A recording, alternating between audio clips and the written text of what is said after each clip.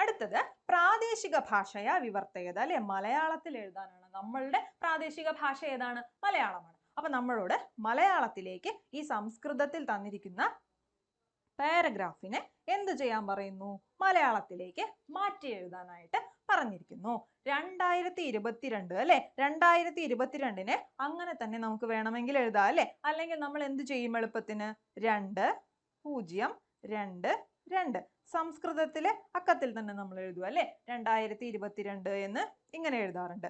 ഇതിന് നമുക്ക് എന്ത് ചെയ്യണം? ഇത് സംസ്കൃതത്തിലാണെങ്കിൽ ഉപയോഗിക്കാം. നമ്മളിവിടെ പ്രാദേശിക ഭാഷയിലാണ് എഴുതാൻ പോകുന്നത്. അപ്പോൾ 2022 അല്ലെ, തമേ വർഷേ. അപ്പൊ 2022 വിശ്വപാതക കന്തുക ക്രീഡാ മത്സരഃ അല്ലെ. വിശ്വപാതുക, പാതുകം എന്ന് പറഞ്ഞാൽ എന്താണ്? വിശ്വപാതകന്തുക. പാതകന്തുകം എന്ന് പറഞ്ഞാൽ, പാദം എന്ന് പറഞ്ഞാൽ കാല് എന്നാണ്. കന്തുകം എന്ന് പറഞ്ഞാൽ എന്താണ് അർത്ഥം? ബോൾ എന്നാണ് അല്ലെ. അപ്പൊ കാലും പന്തും കൂടെ ചേരുമ്പോൾ എന്താണ്? കാൽപന്ത് കളി അല്ലെ, ഫുട്ബോൾ നടക്കുകയാണ്. വിശ്വപാത കന്തുക ക്രീഡാ മത്സരഃ 2022 ഏത് മത്സരം? ലോക ഫുട്ബോൾ മത്സരം അല്ലെ. വിശ്വപാത കന്തുക ക്രീഡ എന്നാണ്. ലോക ഫുട്ബോൾ മത്സരം ഖത്തർ രാഷ്ട്രേ സമാപ്ത. ഖത്തർ രാഷ്ട്രത്തിൽ സമാപ്ത, കഴിഞ്ഞുപോയി അല്ലെ. കഴിഞ്ഞുപോയി. നമ്മളുടെ ഫുട്ബോൾ എല്ലാം കഴിഞ്ഞു പോയില്ലേ, ഫിഫ എല്ലാം കഴിഞ്ഞു പോയി. അപ്പൊ അത് തന്നെയാണ് ഇവിടെ പറയുന്നത്. നമ്മളുടെ ഫുട്ബോൾ ഇപ്പൊ കഴിഞ്ഞതുകൊണ്ടാണ് നമുക്ക് എന്ത് തന്നിരിക്കുന്നത്? ഈ മോഡൽ പരീക്ഷയിൽ ഇതേ പാരഗ്രാഫ് തന്നെ അല്ലെ, ഫുട്ബോളിനെ കുറിച്ചുള്ള കാര്യം തന്നെ നമ്മളോട് പറഞ്ഞത് അല്ലെ. അപ്പൊ ഖത്തർ രാഷ്ട്രേ സമാപ്ത. സമാപ്ത എന്ന് പറഞ്ഞാൽ കഴിഞ്ഞു എന്നാണ് അർത്ഥം അല്ലെ. അപ്പോൾ നമുക്ക് കഴിഞ്ഞു എന്ന് എഴുതുന്നതിനേക്കാൾ കൂടുതൽ ഭംഗിയായിട്ട് എങ്ങനെ എഴുതാം? സമാപിച്ചു എന്ന് വേണമെങ്കിൽ നമുക്ക് എഴുതാം. അപ്പൊ 2022 ലോക ഫുട്ബോൾ മത്സരം ഖത്തർ രാജ്യത്ത് സമാപിച്ചു അല്ലെ. ചതുർവർഷാഭ്യന്തരേ അയം മത്സരഃ പ്രചലതി. 4 വർഷം കൂടുമ്പോഴാണ്. ചതുർവർഷ അഭ്യന്തരേ അല്ലെ, 4 വർഷം കഴിയുമ്പോൾ ആണ്. 4 വർഷം, ഈ 2022 കഴിഞ്ഞു. ഇനി എന്നാണ്? 4 വർഷം കഴിഞ്ഞതിന് ശേഷമാണ് അടുത്ത മത്സരം വരുന്നത്. അപ്പൊ അതുകൊണ്ട് ചതുർവർഷാഭ്യന്തരേ, 4 വർഷത്തിലൊരിക്കൽ അയം മത്സരഃ പ്രചലതി, ഈ മത്സരം നടക്കുന്നു. 1930 തമേ വർഷേ. അപ്പൊ 1930 വിശ്വപാത കന്തുക ക്രീഡാ മത്സരഃ ലോക ഫുട്ബോൾ മത്സരം പ്രഥമതയാ അല്ലെ. പ്രഥമതയാ, ആദ്യത്തെ അല്ലെ, ആദ്യത്തേതായിട്ടാണ്. അപ്പോ ആദ്യമായി ആരബ്ധഃ ഭവത്, ആദ്യമായി ആരംഭിച്ചു. അപ്പോൾ 1930 ആദ്യത്തെ ലോക ഫുട്ബോൾ മത്സരം ആരംഭിച്ചു. അസ്മിൻ വർഷേ, ഈ വർഷത്തിൽ ഉദ്ഘാടന മത്സരഃ, ഉദ്ഘാടന മത്സരം, ഇതൊന്നും നമ്മൾ മാറ്റി എഴുതേണ്ട ആവശ്യമില്ല അല്ലെ. ഉദ്ഘാടന മത്സരം അൽബൈത്ത് ക്രീഡാങ്കണേ പ്രചലിതോ അഭവത്. അൽബൈത്ത് എന്ന ക്രീഡാങ്കണത്തിൽ നടന്നു അല്ലെ. ക്രീഡാങ്കണത്തിൽ നടന്നു. ആ ക്രീഡാങ്കണത്തിൽ എന്നുള്ളതിന് അങ്ങനെ തന്നെ നമുക്ക് എഴുതാം അല്ലെ. നമ്മൾ ഗ്രൗണ്ട് എന്നാണ് കൂടുതലായിട്ട് ഉപയോഗിക്കാറ്. അത് മലയാളം അല്ലാത്തത് കൊണ്ട് നമുക്ക് എന്ത് തന്നെ ചെയ്യാം? ക്രീഡാങ്കണത്തിൽ വെച്ച് നടന്നു എന്ന് തന്നെ എഴുതാം. സാമാന്യ ജനാനാമപി ഇഷ്ടതമഃ മത്സരഃ ഭവതി പാദകന്തുക ക്രീഡ അല്ലെ. സാമാന്യ ജനാനാമപി അല്ലെ, എല്ലാ സാധാരണക്കാർക്കും ഇഷ്ടതമഃ മത്സരഃ, ഇഷ്ടമുള്ള മത്സരമാണ് ഏത്? പാദകന്തുക ക്രീഡ അല്ലെ, ഫുട്ബോൾ എന്ന് നമുക്ക് എഴുതാം അല്ലെ. ഫുട്ബോൾ ഇപ്പൊ സാധാരണ ജനങ്ങൾക്കെല്ലാം ഇഷ്ടപ്പെടുന്ന ഒരു മത്സരമാണ് ഫുട്ബോൾ. നമുക്ക് എല്ലാവർക്കും ഇഷ്ടമാണല്ലോ. അതുകൊണ്ട് തന്നെയാണ് ഇങ്ങനെ ഒരു കാര്യം പറഞ്ഞിരിക്കുന്നത് അല്ലെ. 2022 വിശ്വപാതക കന്തുക ക്രീഡാ മത്സരം എന്ന് പറഞ്ഞു കഴിഞ്ഞാൽ ലോക ഫുട്ബോൾ മത്സരം ഖത്തർ രാഷ്ട്രത്തിൽ സമാപിച്ചു. 4 വർഷത്തിൽ ഒരിക്കലാണ് ഈ മത്സരം നടക്കുന്നത്. 1930 എന്നുണ്ടായിരിക്കുന്നു ലോക ഫുട്ബോൾ മത്സരം ആദ്യമായി ആരംഭിച്ചു. ആ വർഷത്തിൽ ഉദ്ഘാടന മത്സരം അൽബൈത്ത് എന്ന ക്രീഡാങ്കണത്തിൽ വെച്ചാണ് നടന്നത്. സാമാന്യ ജനാനാമപി, സാധാരണ ജനങ്ങൾക്ക് പോലും ഇഷ്ടപ്പെടുന്ന ഒരു മത്സരമാണ് ഫുട്ബോൾ. ഓക്കെ, അപ്പൊ നമുക്ക് എത്ര മാർക്ക് കിട്ടി? 5 മാർക്ക് കിട്ടി അല്ലെ. ഏറ്റവും എളുപ്പത്തിൽ വാങ്ങാനായിട്ട് സാധിക്കും. അടുത്തത് നോക്കൂ. പ്രശ്നേഭ്യഃ ദ്വയോഃ ഉത്തരേ ലിഖത. അതാ വീണ്ടും നമ്മളോട് പറയുന്നു എല്ലാ ചോദ്യങ്ങൾക്കും ഒന്നും ഉത്തരം എഴുതേണ്ടതായിട്ടില്ല. എന്താണ്? 15, 16, 17 3 ചോദ്യങ്ങളിൽ 2 എണ്ണത്തിന് ഉത്തരം എഴുതുക. എനി 2 എന്നാണ്, ഏതെങ്കിലും 2 ചോദ്യങ്ങൾക്ക് ഉത്തരം എഴുതുക എന്നാണ് അല്ലെ. അപ്പൊ 15ാമത്തെ ചോദ്യം എന്താണ്? സൂചന ഉപയുജ്യ സംഗീതജ്ഞം ത്യാഗരാജമധികൃത്യ ടിപ്പണിയും ലിഖത. നമ്മളോട് ടിപ്പണി ചോദിച്ചിരിക്കുന്നു അല്ലെ. എങ്ങനെയാണ് നമ്മൾ ടിപ്പണി എഴുതുന്നത്? ടിപ്പണി എഴുതുമ്പോൾ എന്താണ്? നമ്മൾ അതിന് ആദ്യമായിട്ട് സൂചന വായിച്ചു നോക്കണം അല്ലെ. ഭാരതം എന്ന് കൊടുത്തിരിക്കുന്നു. ബഹവഹ സംഗീതജ്ഞാഃ ത്യാഗരാജഃ തഞ്ചാവൂർ തിരുവയ്യാർ ഉച്ഛവൃത്തിഃ വാഗ്ഗേയകാരഃ സംഗീതോപാസകഃ പഞ്ചരത്ന കീർത്തനാനി സംഗീതായ യോഗദാനം. ഇതെല്ലാം നമ്മളുടെ പാഠപുസ്തകത്തിൽ ഉണ്ടായിരുന്ന നമുക്കറിയാവുന്ന വാക്കുകൾ തന്നെയാണ്. നമ്മൾ ഇത് വെച്ച് എങ്ങനെയാണ് എഴുതുന്നത്? ഭാരതം ബഹവഹ സംഗീതജ്ഞാഃ അല്ലെ. ഭാരതേ ബഹവഹ സംഗീതജ്ഞാഃ എന്തെഴുതുന്നു? സന്തി അല്ലെ. ഭാരതത്തിൽ ധാരാളം സംഗീതജ്ഞന്മാർ ഉണ്ട്. ധാരാളം സംഗീതജ്ഞന്മാരുണ്ട്. അടുത്തത് ത്യാഗരാജഃ. അതിലൊരാളാണ് ത്യാഗരാജഃ അല്ലെ. അപ്പൊ നമുക്ക് വീണ്ടും ഒരു സെന്റൻസ് വേണമെങ്കിൽ എഴുതാം. തേഷു അന്യതമഃ ഭവതി. ആര്? അതിലൊരാളാണ് ആര്? ത്യാഗരാജഃ അല്ലെ. ത്യാഗരാജഃ. വീണ്ടും നമ്മൾ എന്ത് ചെയ്യുന്നു? അദ്ദേഹം എവിടെയാണ് ജനിച്ചത് എന്ന് ഇവിടെ പറഞ്ഞിരിക്കുന്നത് അല്ലെ. തഞ്ചാവൂർ എന്ന് പറഞ്ഞിട്ടുണ്ട്. അപ്പോ അയം തഞ്ചാവൂർ ദേശേ ജനിമലഭദ. ജനിച്ചിരിക്കുന്നു. നമുക്കറിയാവുന്ന വാചകങ്ങൾ മാത്രം കൂട്ടിച്ചേർത്തിട്ട് എന്ത് ചെയ്താൽ മതി? ഒരു ടിപ്പണി ഉണ്ടാക്കിയാൽ മതി അല്ലെ. ഉച്ഛവൃത്തിഃ വാഗ്ഗേയകാരഃ. അപ്പൊ അദ്ദേഹം അങ്ങനെ ഉച്ഛവൃത്തി ചെയ്തിട്ടാണ് ജീവിച്ചു വന്നിരുന്നത് അല്ലെ. അത് കഴിഞ്ഞ് എന്താണ്? സംഗീതോപാസകഃ എന്നുള്ളൊരു വാക്കുണ്ട്. ഇത് നിങ്ങൾക്ക് ബുദ്ധിമുട്ടാണെങ്കിൽ അപ്പൊ ചില വാക്കുകൾ എല്ലാ സൂചനകളും ഉപയോഗിച്ച് എന്ത് ചെയ്യണമെന്ന് നിർബന്ധമില്ല, നമ്മൾ ടിപ്പണി എഴുതണമെന്നില്ല അല്ലെ. നമുക്കറിയാവുന്ന കാര്യങ്ങളും ആ പാഠപുസ്തകത്തിലെ നമുക്ക് വായിച്ച് ഓർമ്മയുള്ള കാര്യങ്ങളും കൂടെ ചേർത്തിട്ട് നമുക്ക് ഒരു ടിപ്പണി എഴുതിയാൽ മതിയോ. സംഗീതോപാസകഃ എന്ന് കൊടുത്തിട്ടുണ്ട് അല്ലെ. അപ്പോ സഹ സംഗീതോപാസകഃ അല്ലെ. സഹ സംഗീതോപാസകഃ ഭവതി അല്ലെ. അദ്ദേഹം ഒരു സംഗീതോപാസകനാണ്. പഞ്ചരത്ന കീർത്തനാനി അല്ലെ. പഞ്ചരത്ന കീർത്തനങ്ങൾ അദ്ദേഹം രചിച്ചിട്ടുണ്ട് അല്ലെ. പഞ്ചരത്ന കീർത്തനാനി ആര് രചിച്ചിട്ടുണ്ട്? അയം മഹാത്മാ വിരചിതം അല്ലെ. രചിച്ചിട്ടുണ്ട് എന്ന് നമുക്ക് എഴുതാം അല്ലെ. സംഗീതായ യോഗദാനം. അപ്പൊ സംഗീതത്തിന് വേണ്ടി യോഗദാനം സംഭാവന ചെയ്തിട്ടുള്ള വലിയ മനുഷ്യനാണ് ആര്? ത്യാഗരാജ സ്വാമികൾ. അപ്പൊ എന്താണ്? ത്യാഗരാജ സ്വാമിനഃ. സ്വാമിയുടെ ജീവിതം അല്ലെ. ജീവനം സംഗീതായ അഭവത്. സംഗീതത്തിന് വേണ്ടിയുള്ളതായിരുന്നു. ഇത്രയും കാര്യങ്ങളൊക്കെ കൂട്ടിച്ചേർത്ത് കഴിഞ്ഞാൽ നമുക്ക് എന്ത് കിട്ടും? ഒരു ചെറിയൊരു ടിപ്പണി കിട്ടും അല്ലെ. ഇത്രയും കാര്യങ്ങൾ എഴുതിയാൽ മതിയാകും. അപ്പൊ നമ്മളുടെ ഒരു ടിപ്പണിയായി. അടുത്ത ചോദ്യം, ജീവനചരിതം പഠിത്വ രൂപരേഖാം ലിഖത അല്ലെ. സാധാരണ നമ്മളോട് എന്താണ് ചെയ്യാറുള്ളത്? നമുക്കൊരു രൂപരേഖ തന്നിട്ട് നമ്മളോട് എന്ത് ചെയ്യാനാണ് പറയാറ്? ജീവനചരിതം എഴുതാനാണ് സാധാരണ നമ്മളോട് ചോദിക്കാറുള്ളത്. പക്ഷെ ഈ മോഡൽ പരീക്ഷയ്ക്ക് നമുക്ക് കുറച്ചുകൂടി കൂടുതൽ എളുപ്പത്തിൽ നമുക്ക് ചോദ്യം തന്നിട്ടുണ്ട് അല്ലെ. ജീവനചരിതം വായിച്ചിട്ട് രൂപരേഖ എഴുതുക. വളരെ എളുപ്പമാക്കി തന്നിരിക്കുന്നു. അപ്പൊ നമ്മളോട് തന്നിരിക്കുന്ന ആ പാരഗ്രാഫിൽ നിന്ന് നമ്മൾ എന്ത് ചെയ്താൽ മതി? ഒരു രൂപരേഖ എഴുതിയാൽ മതി. നാമ. ഇതിൽ ആരെ കുറിച്ചാണ് പറഞ്ഞിരിക്കുന്നത്? ചലച്ചിത്രമണ്ഡലേ പ്രസിദ്ധഃ ഗായകഃ ഭവതി SP ബാലസുബ്രഹ്മണ്യഃ. അപ്പൊ എന്താണ് നാമം? SP ബാലസുബ്രഹ്മണ്യനാണ് അല്ലെ. SP ബാലസുബ്രഹ്മണ്യഃ എന്ന് നമ്മൾ ഇവിടെ എഴുതുന്നു അല്ലെ. SP ബാലസുബ്രഹ്മണ്യഃ. അടുത്തത് എന്താണ്? ജന്മ. അദ്ദേഹം എന്നാണ് ജനിച്ചത്? എവിടെയാണ് ജനിച്ചത്? രണ്ടും നമുക്ക് എന്ത് ചെയ്യാം? ആ ജന്മ എന്നുള്ള ഓപ്ഷനിൽ തന്നെ ഉൾപ്പെടുത്താം അല്ലെ. ജന്മ എന്നുള്ള രൂപരേഖയിൽ തന്നെ നമ്മൾ എന്ത് എഴുതുന്നു?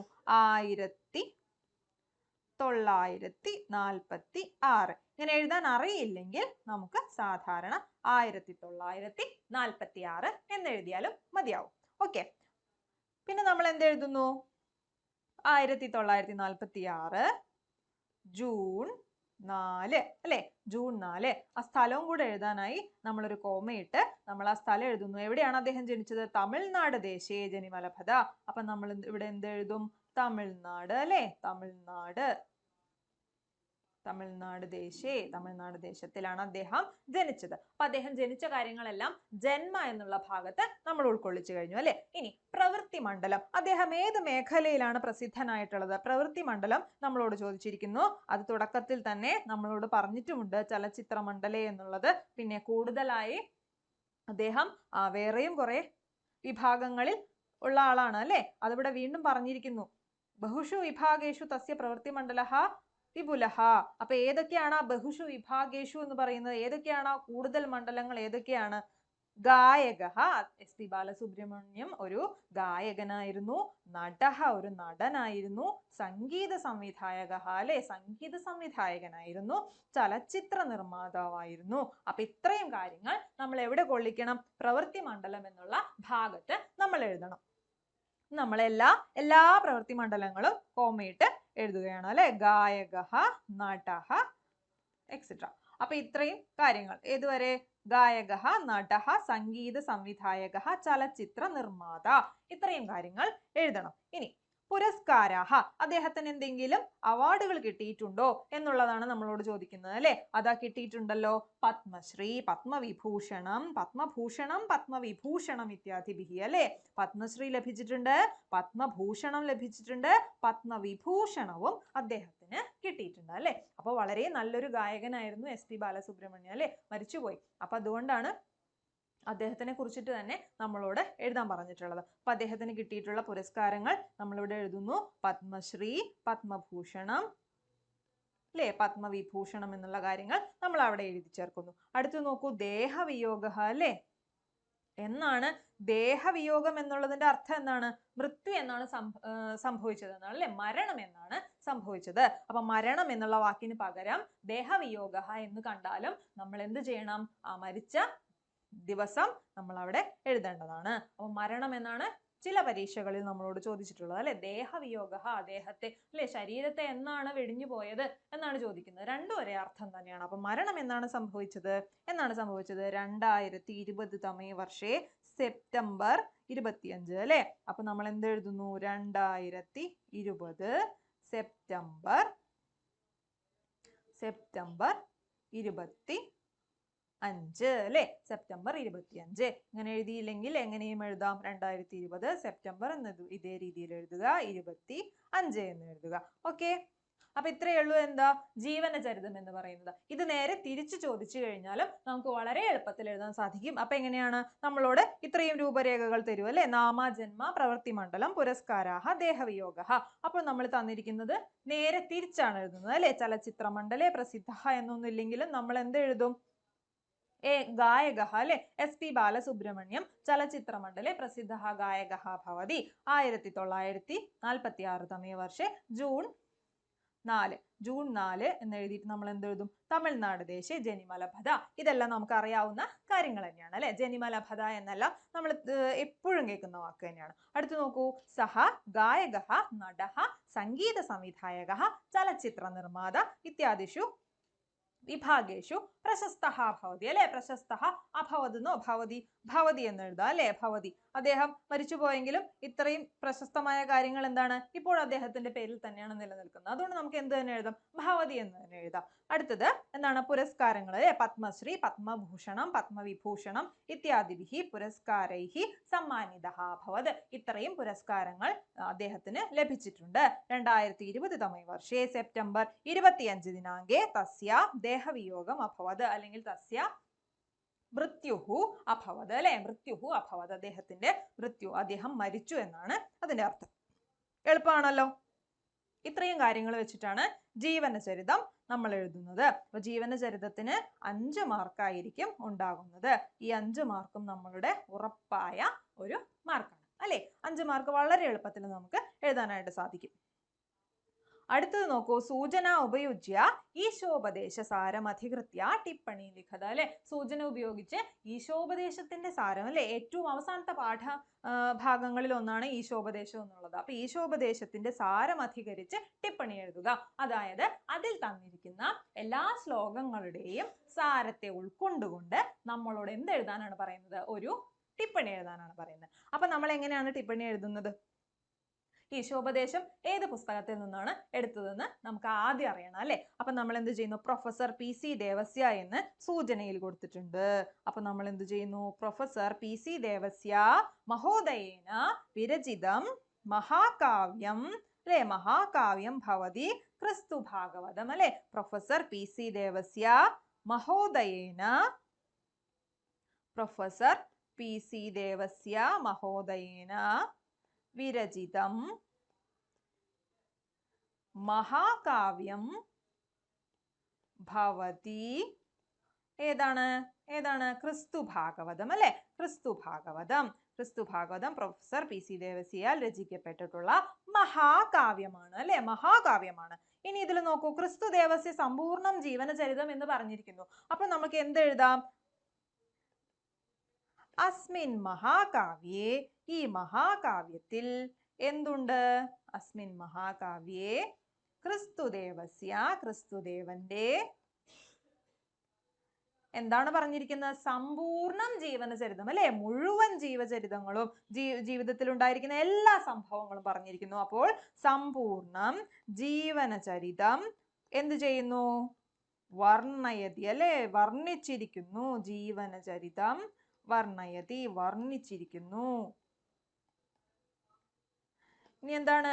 അതില് നമുക്ക് പഠിക്കാനുണ്ടായിരുന്നത് ഏതാണ്? 17ാമത്തെ സർഗമാണ്. നമ്മൾ ഒരു കാര്യം കൂടെ പഠിച്ചിട്ടുണ്ടല്ലോ, 33 സർഗങ്ങൾ ക്രിസ്തു മഹാഭാഗവതത്തിലുണ്ട്.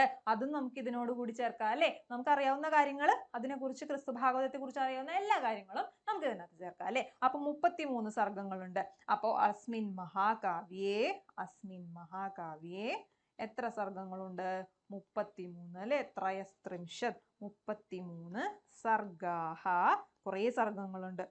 33 സർഗങ്ങൾ ഉള്ളത് കൊണ്ട് സർഗാഹ എന്ന് നമ്മൾ പറയുന്നു. അല്ലെ, 33 സർഗാഹ സന്തി. അല്ലെ, സന്തി ഉണ്ട്. കുറെ എണ്ണം ഉള്ളത് കൊണ്ടാണ് നമ്മൾ എന്ത് ഉപയോഗിച്ചത്? സന്തി. ഒരെണ്ണായിരുന്നെങ്കിൽ നമ്മൾ അസ്തി എന്ന് എഴുതിയാണ്. അല്ലെ, സന്തി. ഇനി നമുക്ക് എന്താ അറിയാം? ക്രിസ്തു ഭാഗവതേ, ക്രിസ്തു ഭാഗവതത്തിൽ എത്രാമത്തെ സർഗത്തിലാണ് നമുക്ക് പഠിക്കാനുള്ളത്? 17ാമത്തെ സർഗത്തിലാണ്. അപ്പൊ 17ാമത്തെ സർഗത്തിൽ എന്താണുള്ളത്? യേശുദേവസ്യ ഉപദേശാഹ, യേശുദേവസ്യ ഉപദേശാഹ എന്ത് ചെയ്തിരിക്കുന്നു? ഉപദേശാഹ. വീണ്ടും നമുക്ക് എഴുതാം, വർണ്ണയതി എന്ന് തന്നെ എഴുതാം, വർണ്ണിച്ചിരിക്കുന്നു. ഇനി എന്താണ്? ഗിരിപ്രഭാഷണം. അത്ര ഗിരിപ്രഭാഷണം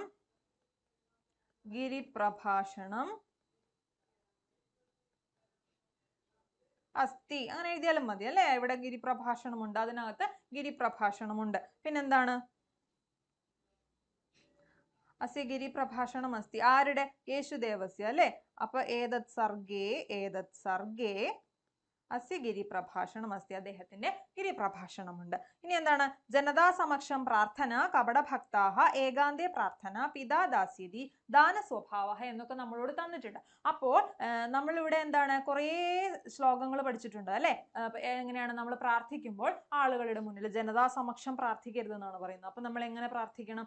ഏകാന്തമായി പ്രാർത്ഥിക്കണം. അപ്പൊ നമുക്ക് അതൊക്കെ അന്വയത്തിൽ നിന്നും എടുത്തെഴുതാം. അല്ലെ, നമ്മൾ എങ്ങനെയാണ് അത് എഴുതുന്നത്? പ്രാർത്ഥന ജനതാ സമക്ഷം നാഭവത്. അല്ലെ, പ്രാർത്ഥന ജനതാ സമക്ഷത്തിൽ നാഭവത്, അങ്ങനെ ആവരുത്. അങ്ങനെ പ്രാർത്ഥിക്കുന്നവർ ആരാണ്? തേ കപടഭക്താഹ ആസൻ, അവർ കപടഭക്തന്മാർ ആണ്. ഏകാന്തേ പ്രാർത്ഥന. അല്ലെ, ഏകാന്തമായിട്ട് വേണം പ്രാർത്ഥന. അപ്പൊ ഏകാന്തേ പ്രാർത്ഥന കർത്തും ചെയ്ത് ഒറ്റയ്ക്ക് പ്രാർത്ഥിക്കുക. നിങ്ങൾ ഏകാന്തമായി പ്രാർത്ഥിക്കുകയാണെങ്കിൽ എന്തുണ്ടാകും? പിതാ എന്ത് തരുന്നു? ഫലം ദാസ്യതി അല്ലെ? പിതാവ് നിങ്ങൾക്ക് അതിനുള്ള ഫലം തരുന്നു. ഇത്രയും എഴുതി കഴിഞ്ഞാൽ എന്താണ്? നമ്മളുടെ ടിപ്പണി ഓക്കെ ആയി, റെഡി ആയി. നമ്മളുടെ ടിപ്പണി വളരെ എളുപ്പത്തിൽ എല്ലാ സൂചനകളും വെച്ച് എഴുതാം. നമ്മൾ കൂടുതലായിട്ട് എന്ത് മാത്രം ശ്രദ്ധിച്ചാൽ മതി? അസ്മിൻ, ഏതത്, അത്ര അല്ലെ? ഇതൊക്കെ എല്ലാ വാക്കുകളുടെയും വാചകങ്ങളുടെയും മുൻപിൽ വെക്കാവുന്ന വാക്കുകളാണ്. ഇനി നോക്കൂ, ഭവതി, വർണ്ണയതി, സന്തി അല്ലെ, അസ്തി എന്നുള്ള വാക്കുകളൊക്കെ വെച്ചിട്ട് നമുക്ക് എന്ത് ചെയ്യാൻ കഴിയും? ഒരു ടിപ്പണി ഭംഗിയായിട്ട് എഴുതാനായിട്ട് സാധിക്കും. ഉണ്ട് എന്നൊക്കെ പറയണമെങ്കിൽ അല്ലെ ഭവതി അല്ലെ, അസ്തി ഉണ്ട്, സന്തി ഒരുപാടെണ്ണം ഉണ്ടെങ്കിൽ സർഗാഹ സന്തി എന്നൊക്കെയാണ് പറഞ്ഞിരിക്കുന്നത് അല്ലെ. അപ്പോൾ നമുക്ക് വളരെ എളുപ്പത്തിൽ ഒരു ടിപ്പണി തയ്യാറാക്കാനായിട്ട് സാധിക്കും. ഇത്രയുമാണ് നമ്മൾക്ക് 2023 മോഡൽ പരീക്ഷയ്ക്ക് വന്നിട്ടുള്ള ചോദ്യങ്ങൾ. ഇതേ പാറ്റേണിലായിരിക്കും നിങ്ങൾക്ക് അടുത്ത പരീക്ഷ ഉണ്ടാവുക. അപ്പോൾ ഒരു പേടിയില്ലാതെ ഈ പരീക്ഷ എഴുതിയ അതേ ലാഘവത്തോടെ അതേ സന്തോഷത്തോടെ എല്ലാവരും മുഴുവൻ മാർക്കും നേടാനായിട്ട് സാധിക്കട്ടെ എന്ന് പ്രാർത്ഥിക്കുന്നു. എല്ലാവർക്കും സംസ്കൃത പരീക്ഷ എഴുതുന്ന എല്ലാവർക്കും A+ കിട്ടട്ടെ എന്ന് പ്രാർത്ഥിക്കുന്നു. ഓക്കെ, ഓൾ ദി ബെസ്റ്റ് മക്കളെ.